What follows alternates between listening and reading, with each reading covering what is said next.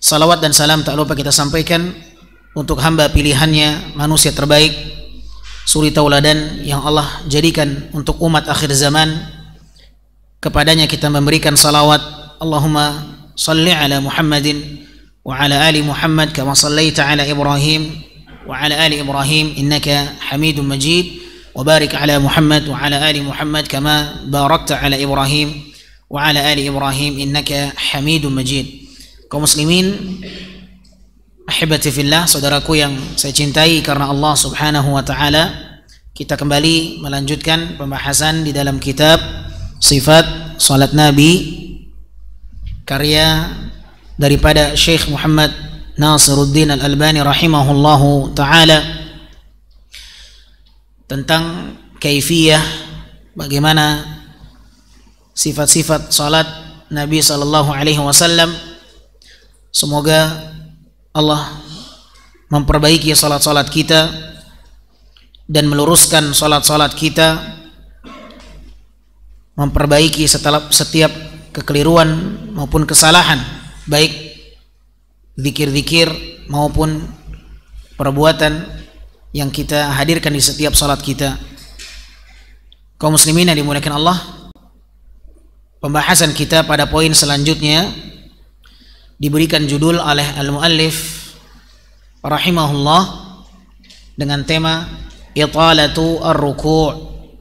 Italatu ar-ruku', memperpanjang ruku'. Poin ini dibawakan oleh beliau setelah menerangkan kepada kita zikir-zikir ruku'. Zikir-zikir ruku' yang begitu banyak ragamnya, ya. Zikir ruku yang banyak ragamnya. Saya ingin mengetahui berapa banyak zikir yang telah kita hafal selain subhana rabbiyal azimi atau subhana rabbiyal azimi wa bihamdih.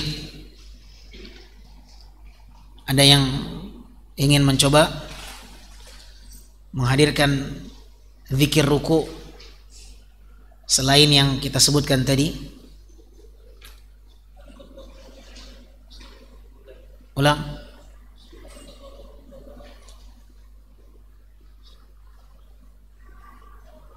Subhanakallahumma rabbana wa bihamdika Allahumma ghafirli. Naam, ahsan, barakallahu fiik. Yang lain? Yang lain? Naam, fadhal. Ahsan, subuhun quddus rabbul malaikati warruh. Naam, yang lain?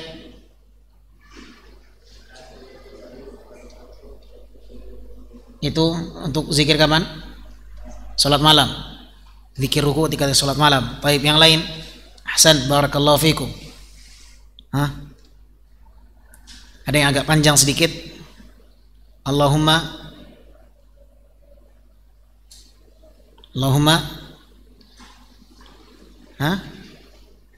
ada yang menghafalkannya? Allahumma laka raka'tu wa bika amantu. Allahumma laka raka'tu wa bika amantu wa laka aslamtu anta rabbi khasha'a laka sam'i wa basari wa mukhi wa 'asabi wa 'azmi wa dami wa mastaqallat bihi qadami lillahi rabbil alamin. Baik. Ahibati fillah, saudaraku yang dimuliakan Allah, semoga keragaman zikir yang Nabi contohkan kepada kita benar-benar telah kita upayakan untuk menghafalkannya, dan yang terpenting menghadirkannya di dalam salat, ya. Dan semoga upaya kita untuk menghafalkan zikir-zikir ini ditulis oleh Allah Subhanahu wa taala sebagai upaya untuk terus mengikuti sifat salat Nabi sallallahu alaihi wasallam. Jadikan ma'asyal muslimin peranan niat dalam setiap upaya kita. Jadikan peranan niat dalam setiap apa yang kita usahakan untuk mengikuti Nabi sallallahu alaihi wasallam.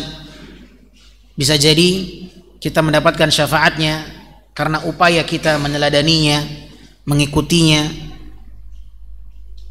dan menjalankan setiap apa yang telah Nabi ajarkan kepada kita.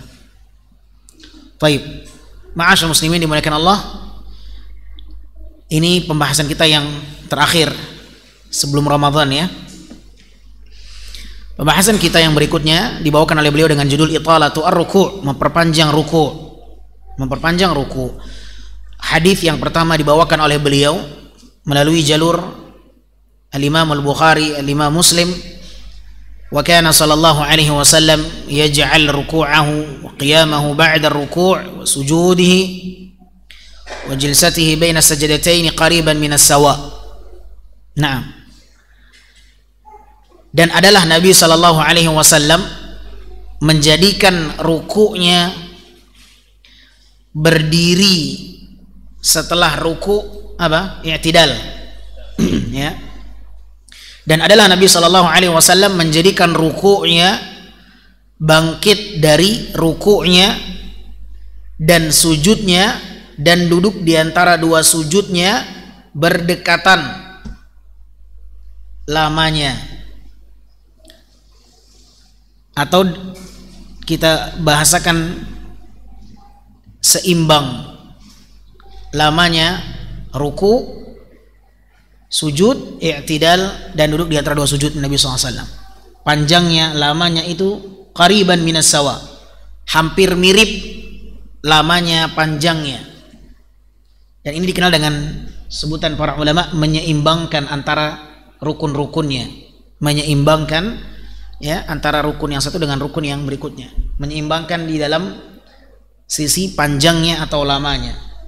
Ya, Nabi SAW ruku dengan i'tidalnya mirip, panjangnya sama, lamanya sama. Ya, begitu juga dengan sujudnya, begitu juga dengan duduk di antara dua sujudnya. Ini yang mayoritas, ini yang mayoritas dilakukan oleh Nabi Shallallahu Alaihi Wasallam. Kenapa kita katakan ini adalah mayoritas? Karena keluar dari keumuman ini hadits Rasulullah SAW tentang anjuran memperpanjang sujud dengan banyak doa. Ya, ketika Nabi SAW mengatakan perbanyaklah doa ketika sujud, artinya lamanya bisa jauh lebih panjang dibandingkan dengan gerakan-gerakan yang lain. Bisa dipahami? Akan tapi mayoritas gerakan Nabi SAW itu hampir mirip, panjangnya, lamanya hampir mirip. Rukunya, ya, bukan berarti harus pakai stopwatch, harus dihitung, tidak. Oh, ini harus pakai stopwatch nih biar betul-betul mirip persis 1 menit semuanya, tidak. Ya, jangan pula kita disibukkan dengan hitungan, karena tidak ada sunnahnya demikian. Akan tapi diagak qariban minas sawa. Oleh karenanya bahasa hadisnya apa? Qariban minas sawa, berdekatan. Ya, samanya itu berdekatan, kurang lebih lah bahasa kitanya, kurang lebihnya mirip, panjangnya hampir mirip. Panjangnya ruku atau lamanya ruku mirip dengan lamanya i'tidal, lamanya duduk di antara dua sujud ya hampir mirip dengan lamanya i'tidal, dan lamanya duduk di antara dua sujud hampir mirip dengan lamanya sujud.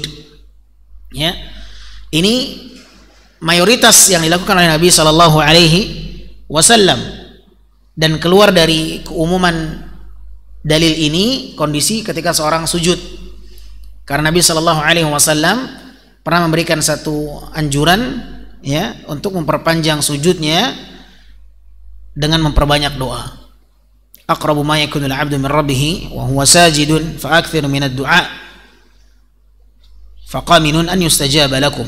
Kata Nabi Shallallahu Alaihi Wasallam, kondisi yang paling dekat seorang hamba dengan Allah ketika sujud, maka perbanyaklah doa di sana, karena itu adalah doa yang sangat besar peluangnya dikabulkan oleh Allah Subhanahu wa Ta'ala. Ketika adanya hadis ini, maka para ulama memberikan satu kesimpulan, kondisi sujud bisa lebih panjang dibandingkan ruku'. Kondisi sujud bisa lebih panjang dibandingkan duduk di antara dua sujud. Kondisi sujud bisa lebih panjang dibandingkan i'tidal, akan tetapi ini beberapa kesempatan saja. Ya, karena riwayat Bukhari dan Muslim ini menunjukkan itulah yang paling sering ditemukan oleh para sahabat, saling mirip ya lamanya, panjangnya antara satu rukun dengan rukun yang lain. Baik.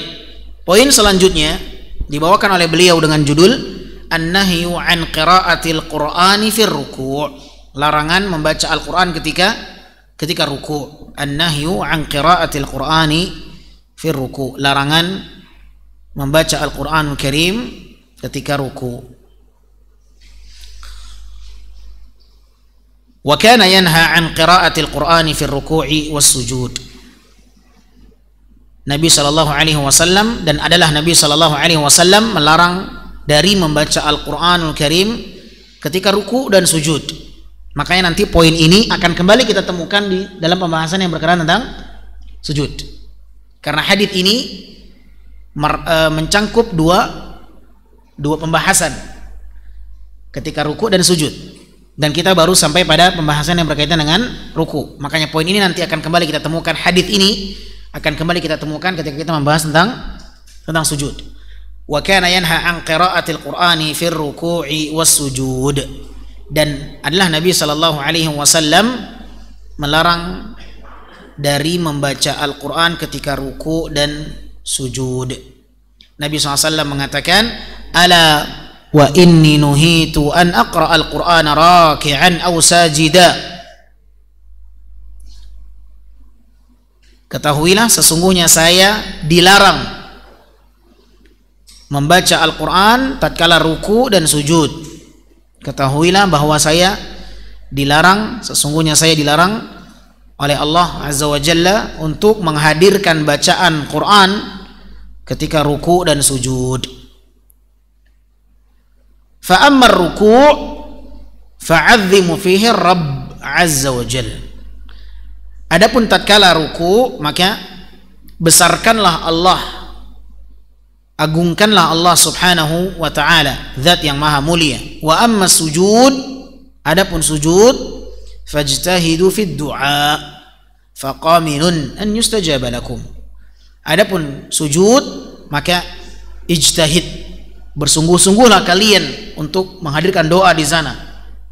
Fajtahidu, berjihadlah kalian, bermujahadahlah kalian, bersungguh-sungguhlah kalian di dalam berdoa. Mengapa? Faqaminun an yustajaba lakum, karena peluangnya sangat besar untuk dikabulkan setiap doa-doa kalian. Hadis ini diriwayatkan oleh Imam Al-Bukhari dan Imam Muslim. Ma'asyarul muslimin dimuliakan Allah, ada satu poin yang juga kita ingin ingatkan pada pembahasan ini.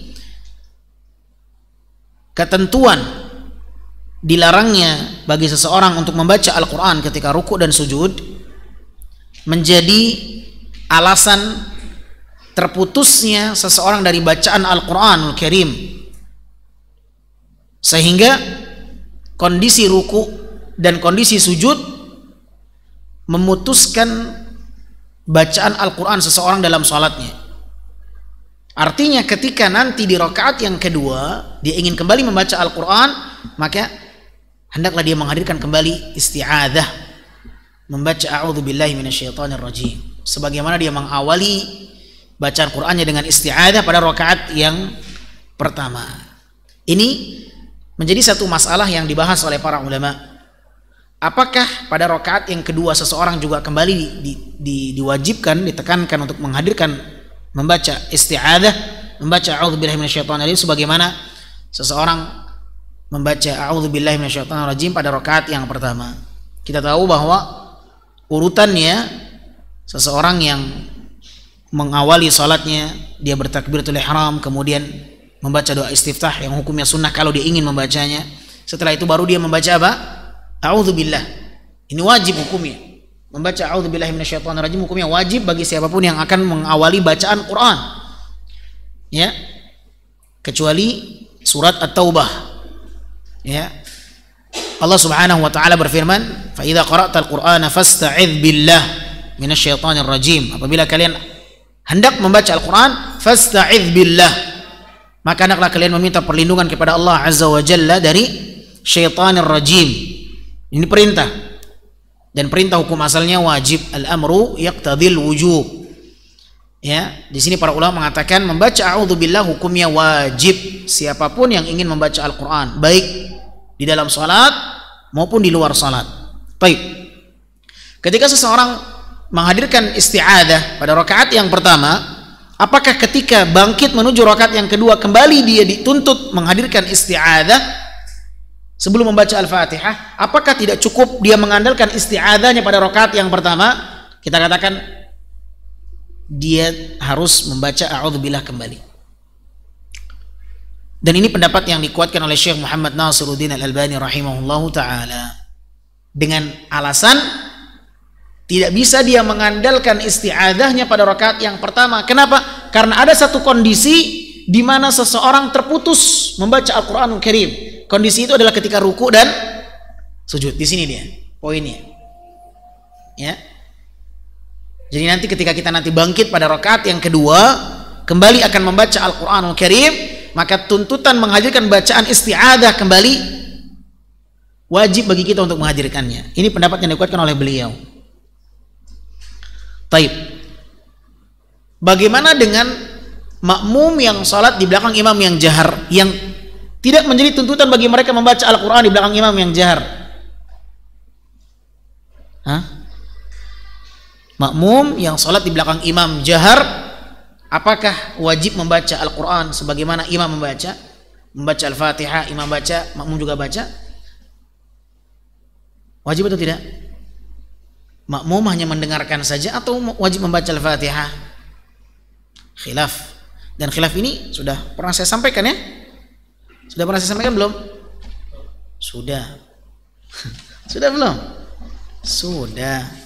Karena masalah bacaan Quran itu sudah jauh, kita sudah masuk ke ruku. Sudah, jangan lupa ya. Jangan lupa. Mana halaman keberapa itu? Halaman keberapa? Bacaan Al-Quranul Karim.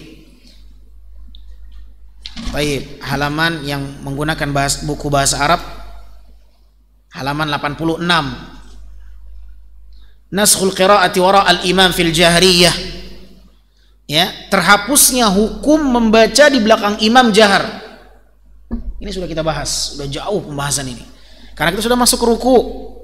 Masalah membaca Al-Quran itu pembahasan di awal. Naskhul qiraati wara al-imam fil jahriyah, terhapusnya hukum membaca bagi makmum di belakang imam yang jahar. Masih ingat atau sudah lupa? Sudah lupa. Perkataan Abu Hurairah radhiyallahu taala anhu, apa kata beliau? Nabi sallallahu alaihi wasallam pernah memberikan peringatan keras kepada salah seorang di antara kami yang ikut membaca di belakang imam. Semenjak peringatan itu kami tidak lagi membaca, kata Abu Hurairah. Semenjak Nabi memberikan peringatan itu kepada salah seorang di antara kami tidak lagi membaca Al-Fatihah di belakang imam yang jahar, akan tapi kami masih membaca di belakang imam yang sir. Baik. Ini sudah kita bahas. Ya, sudah kita bahas poin ini.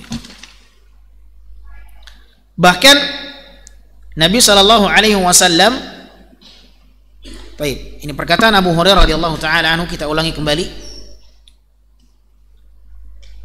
Hal qara'a ma'i minkum ahadun anifa. Selepas salat, ya, disebutkan salat itu adalah salat subuh. Salat subuh salat apa? Jahar atau sir? Salat jahar.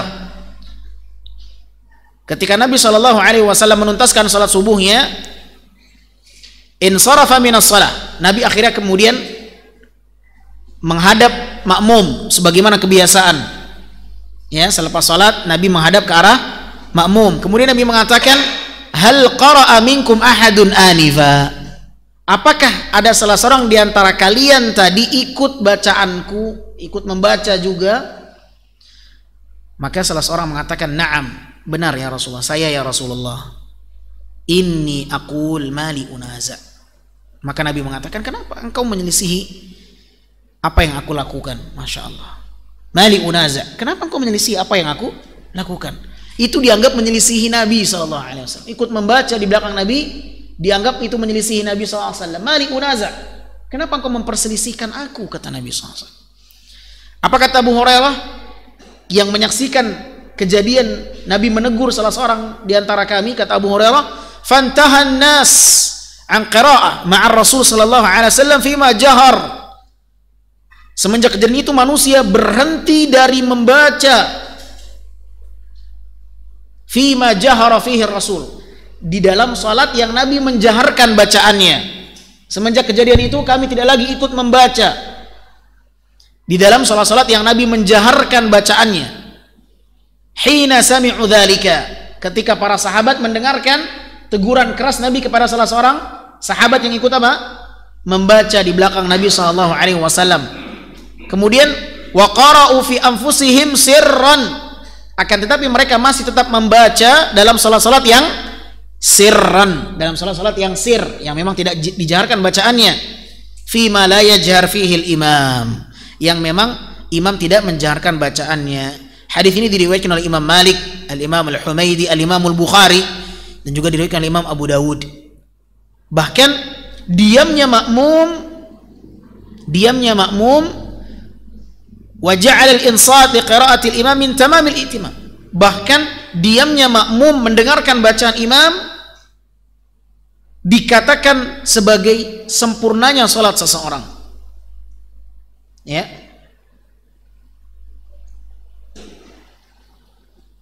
Diamnya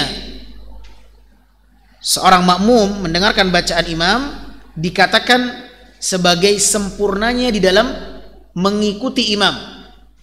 Sempurna salatnya di dalam mengikuti imam. Lihat apa yang dikatakan oleh Nabi sallallahu alaihi wasallam, innama ju'ilal imam liyutamma bih, imam dijadikan untuk diikuti. Fa idza kabbara fakabbiru, apabila kalian mendengarkan imam bertakbir maka bertakbirlah. Wa idza qara'a fa ansitu, dan apabila imam membaca maka fa ansitu, dengarkan dengan seksama. Tidak ada Nabi memerintahkan membaca juga, tidak pernah. Justru yang ada Nabi perintahkan untuk apa?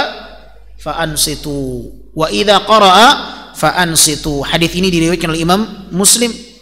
Maka diamnya makmum sebagai perintah ketika imam membaca Al-Quran itu masuk dalam ketentuan yang dikatakan apa? Mengikuti imam. Diamnya makmum mendengarkan bacaan imam masuk dalam ketentuan yang dikatakan mengikuti apa? Imam. Innama ju'ilal imam liyutamma bih. Sesungguhnya imam itu dijadikan untuk diikuti. Apabila imam bertakbir, bertakbirlah, dan apabila imam membaca maka diamlah. Taib. Bahkan dalam riwayat yang lain diriwayatkan oleh Imam Ahmad, Nabi SAW mengatakan, man kana lahu imam, barang siapa yang memiliki imam, fa qira'atul imam lahu qira'ah. Barang siapa yang salat memiliki imam, artinya dia sedang berjamaah. Barang siapa yang salat dia memiliki imam, maka bacaan imam telah mewakili bacaannya. Dari hadis riwayat Imam Ahmad. Dan ini menunjukkan bahwa bacaannya makmum telah terwakili dengan bacaannya imam, dan ini yang dikuatkan oleh Imam Ahmad. Makanya hadis ini diriwayatkan oleh Imam Ahmad bin Hanbal rahimahullah. Imam Ahmad mengatakan makmum cukup mendengarkan dari bacaan imam yang jahar. Hadza fil jahriyah. Ini ketentuan yang berlaku dalam salat yang jahar. Taib. Kita kembali kepada permasalahan tadi. Menyangkut tentang isti'adzah, membaca a'udzubillahi minasyaitonir rajim. Apakah menjadi tuntutan pada rakaat yang kedua harus dia hadirkan kembali ketika bangkit ke rakaat yang kedua sebelum membaca Al-Fatihah? Apakah dia harus membaca isti'adzah dulu, bismillah, baru baca Al-Fatihah, ataukah dia cukup mengandalkan isti'adzahnya pada rakaat yang pertama? Kita katakan tidak cukup dia mengandalkan isti'adzahnya pada rakaat yang pertama. Kenapa? Karena ada satu gerakan dalam salat yang itu dianggap memutuskan bacaan Quran seseorang, yaitu ketika ruku dan sujud, yang Nabi mengatakan saya dilarang oleh Allah membaca Al-Quran ketika ruku dan sujud. Ala wa inni nuhitu an aqra al-Qur'ana raki'an aw sajida. Aku dilarang oleh Allah untuk membaca Al-Quran ketika ruku dan sujud. Berarti terputus seseorang dikatakan membaca Al-Quran ketika ruku dan sujud. Ketika sudah putus dengan gerakan tersebut, maka ketika dia akan kembali membaca Al-Quran Karim, maka hendaklah dia membaca isti'adah. Karena ketentuannya seorang yang akan membaca Al-Quran, dia harus membaca isti'adah. Pertanyaannya, bagaimana dengan seorang makmum yang sholat di belakang imam yang jahar, yang dia tidak dituntut membaca Al-Quran? Ya, apakah membaca a'udzubillah? Jawabannya tidak. Kenapa? Karena dia tidak dituntut membaca Al-Quran. Bisa difahami? Dia tidak, kecuali memang rokaat selanjutnya rokaat yang sir, bukan yang jahar. Bisa difahami? Kalau dia bangkit menuju rokaat yang sir, bacaannya tidak dikeraskan oleh imam, seperti sholat isya, bangkit menuju rokaat yang ketiga, bangkit menuju rokaat yang keempat, itu rokaat yang bacanya sir. Maka di situ makmum wajib membaca apa? A'udzubillahi minasyaitonirrajim sebelum membaca Al-Fatihah, dan tidak cukup mengandalkan isti'adahnya yang di rakaat sebelumnya. Ya, karena sebagian orang mengatakan, apakah harus mengulangi lagi isti'adahnya atau langsung baca Al-Fatihah saja? Ya, kita katakan wajib karena dia akan membaca Al-Quran. Ketentuan seorang yang membaca Al-Quran harus menghadirkan isti'adah. Maka kalau seandainya rakaat yang dia lakukan adalah rakaat yang jahar, yang dia tidak dituntut membaca Al-Quran dalam madhab Imam Ahmad, pendapat Imam Ahmad bin Hanbal berbeda dengan pendapat Imam Syafi'i. Pendapat Imam Syafi'i, makmum tetap wajib membaca Al-Fatihah sekalipun di belakang imam yang jahar. Taib. Adapun pendapat Imam Ahmad bin Hanbal, pendapat muridnya, bahwa membaca Al-Quran tidak wajib membaca, bahkan tidak dibenarkan membaca di belakang imam yang jahar. Taib. Berarti tidak ada kewajiban membaca a'udzubillah, karena dia sedang tidak akan membaca.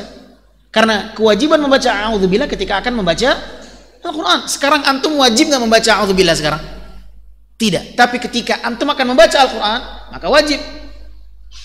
Karena kewajiban itu berkaitan dengan sebab tertentu. Ya, sekarang antum wajib nggak berwudu? Enggak. Tapi nanti pengen sholat, ketika wudu anda batal, wajib nggak wudu? Wajib. Sekarang nggak wajib wudu. Tapi ketika akan sholat dan anda dalam kondisi hadat, kita katakan wajib anda berwudu karena anda akan sholat. Ketika seorang tidak akan sholat, tidak dikatakan wajib. Seseorang yang akan membaca Al-Quran wajib membaca a'udzubillah. Ketika sedang tidak akan membaca, ya tidak wajib. Artinya al-hukmu yaduru ma'a illatihi wujudan wa adama. Ini kaidah yang disebutkan oleh para ulama. Hukum itu beredar, berputar sesuai dengan alasan dan sebab-sebab tertentu ada atau tidak adanya. Ini kaidah. Hukum itu berputar, ya, beredar di antara sebab ada atau tidak adanya alasan, adanya sebab atau tidak adanya sebab itu.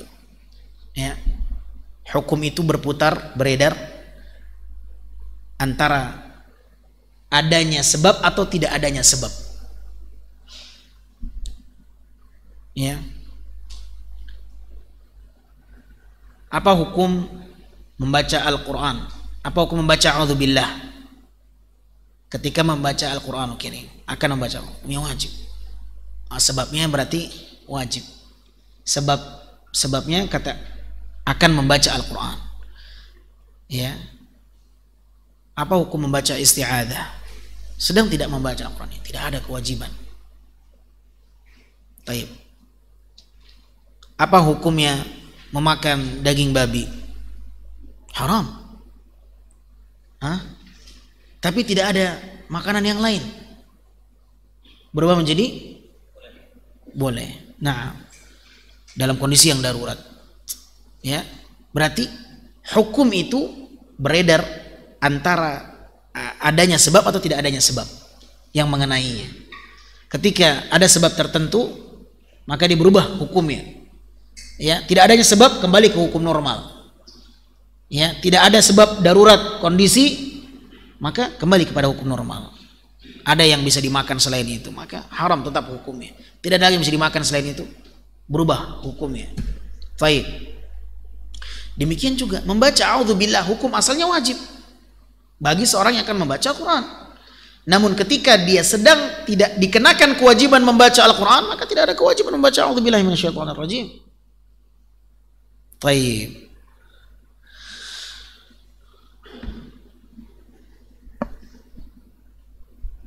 Sampai di sini ada pertanyaan? Ada yang belum jelas? Sebelum kita berpindah ke poin yang selanjutnya. Nah,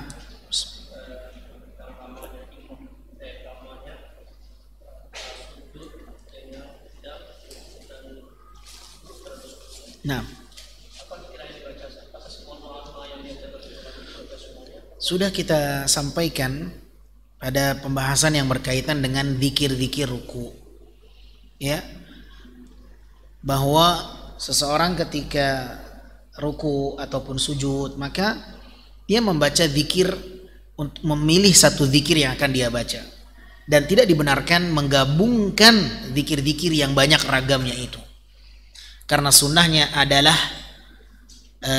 tanwi' la tajmi', sunnahnya meragamkan bukan menggabungkan. Zikirnya ada zikir 1, zikir 2, zikir 3, zikir 4, zikir 5. Ada subhana rabbiyal azimi, ada subhana rabbiyal azimi wa bihamdi, ada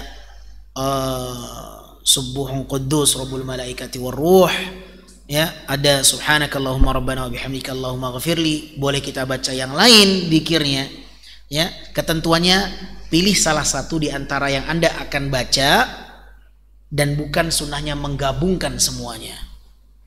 Pilih salah satu di antaranya saja dan ragamkan dalam sholat-sholat Anda.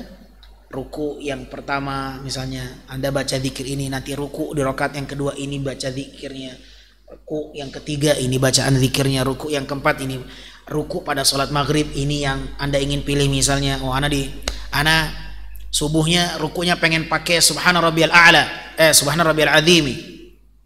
Nanti ruku di salat zuhur ana pakai subhana rabbiyal azimi wa bihamdi, boleh.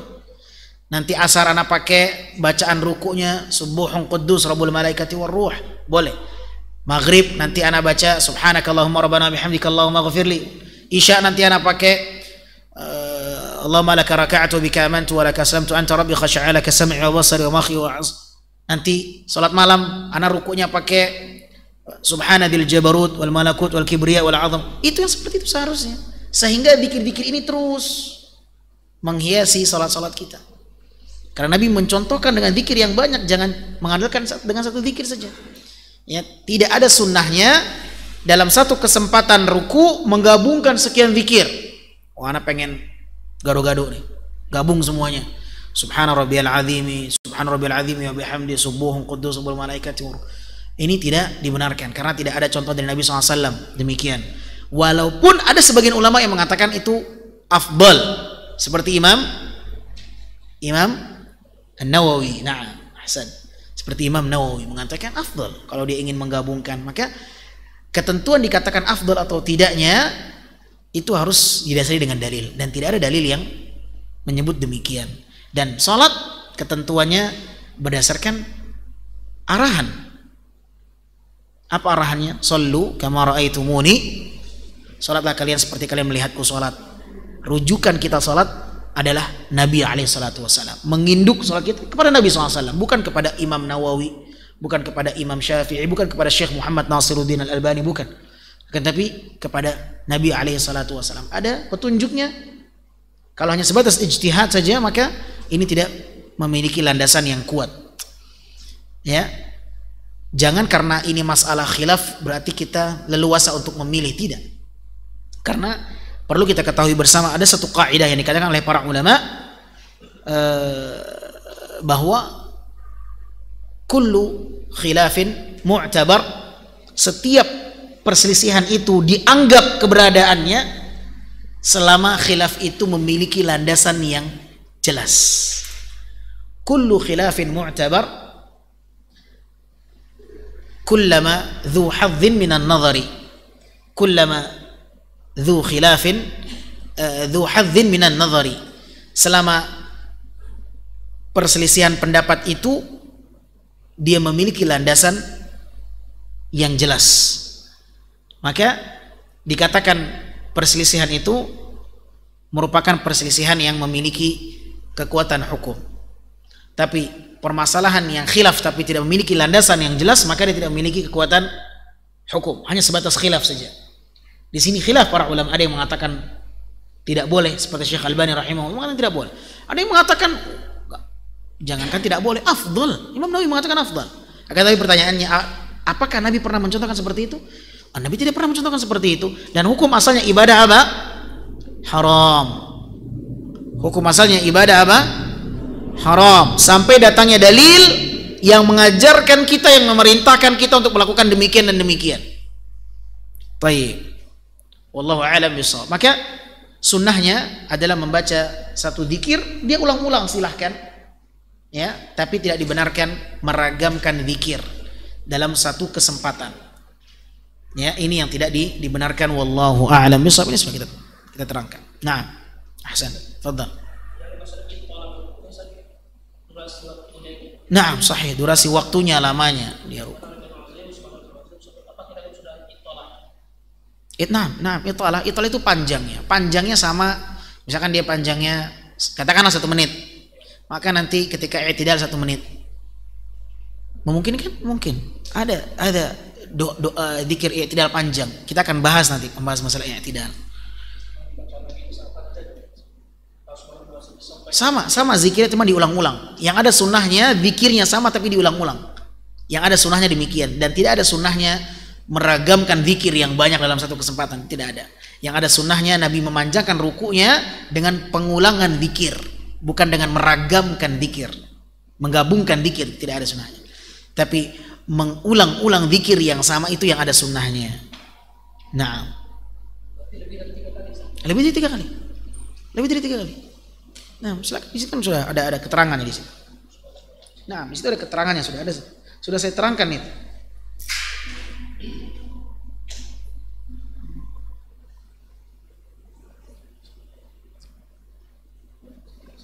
Nah, sudah masuk isya? Ada. Nah, fadhal.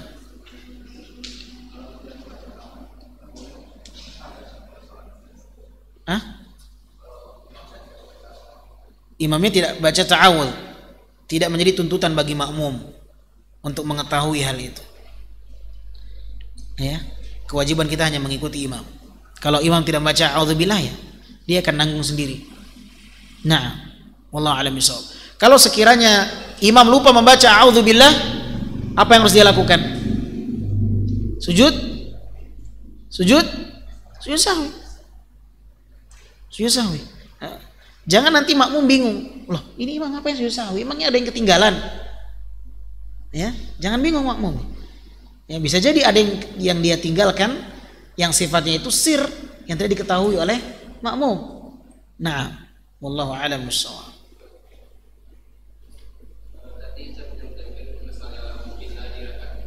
Nah,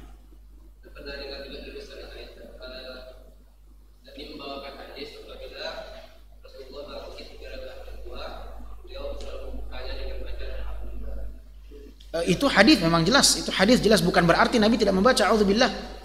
Bukan berarti Nabi tidak membaca a'udzubillah. Karena ada ayat Al-Qur'an yang harus dikompromikan.